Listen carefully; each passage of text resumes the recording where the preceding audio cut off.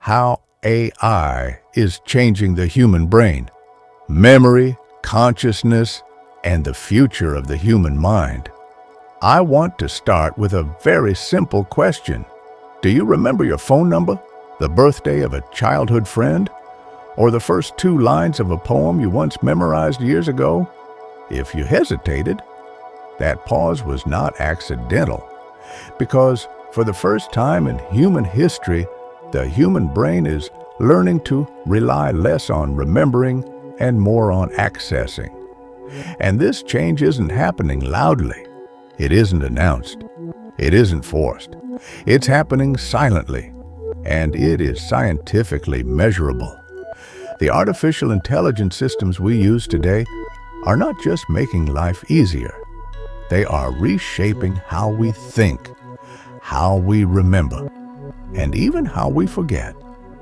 This is not a dystopian sci-fi scenario, but it is also not an innocent technological upgrade. Scientists now have a term for it: cognitive offloading, the gradual transfer of mental effort from the human brain to external digital systems. And here is the most striking part. This process is happening voluntarily, unconsciously, and with remarkable enthusiasm. The human brain contains approximately 86 billion neurons. These neurons constantly form and strengthen connections to store information. What we call memory is essentially the reactivation of those neural connections. But over the past decade, especially with the rise of AI-driven systems, this mechanism has begun to change. In a landmark study conducted at Columbia University, researchers discovered something unsettling. When people knew that information could be easily accessed online, they were far less likely to remember the information itself. Instead, they remembered where to find it. This phenomenon became known as the Google effect. But what we are experiencing today goes far beyond that, because now we are not just accessing information. AI systems process it for us. They summarize it, they interpret it, they even suggest decisions. Recent neuroscientific studies published between 2024 and 2025 show a consistent pattern.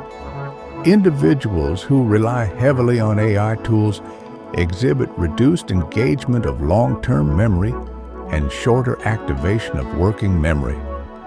The reason is simple. The brain is an energy-efficient organ.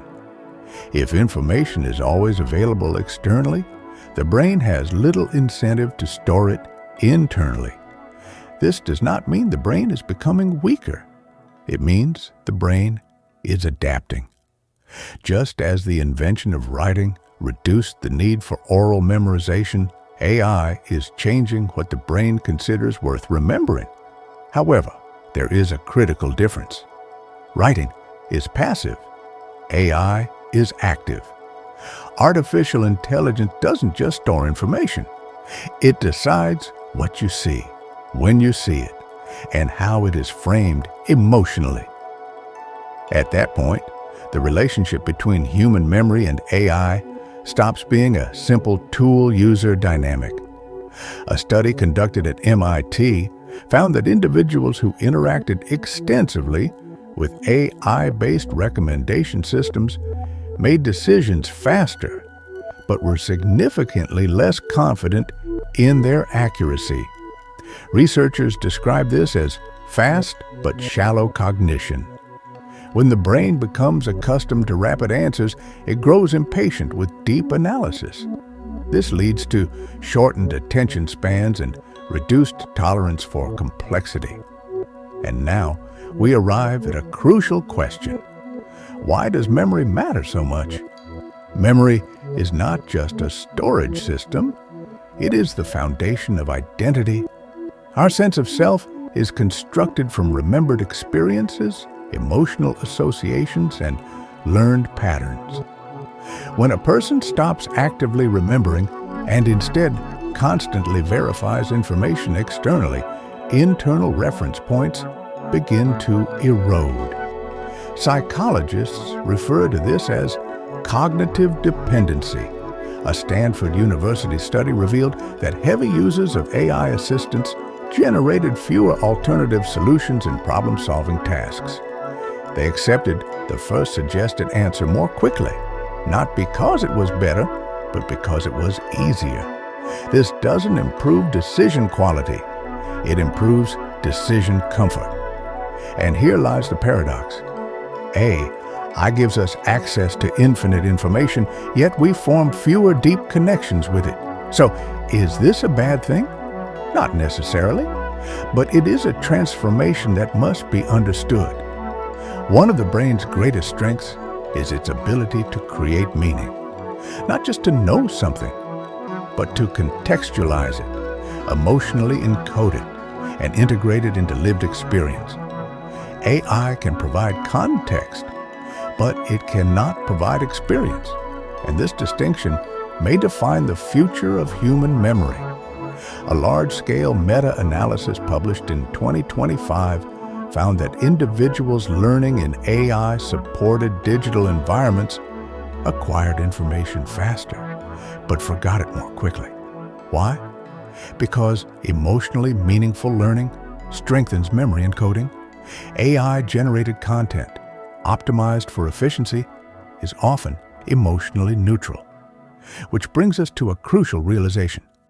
AI is not destroying human memory. It is reshaping it.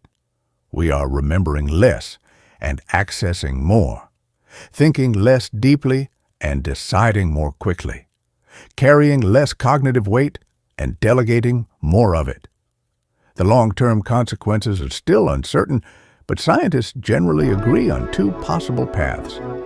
In the first scenario, the human brain adapts intelligently.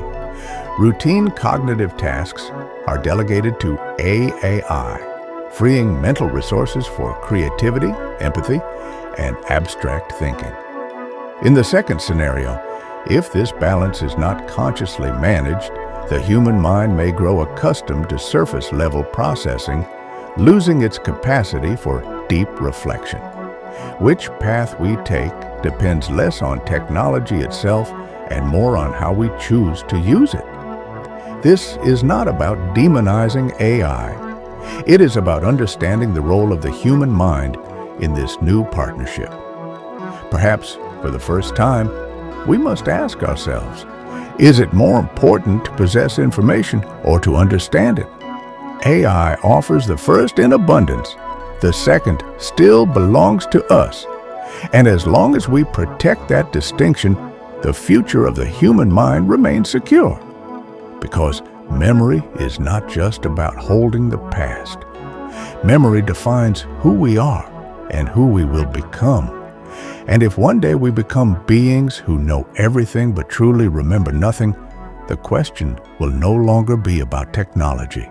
It will be this: are we using information, or is information shaping us?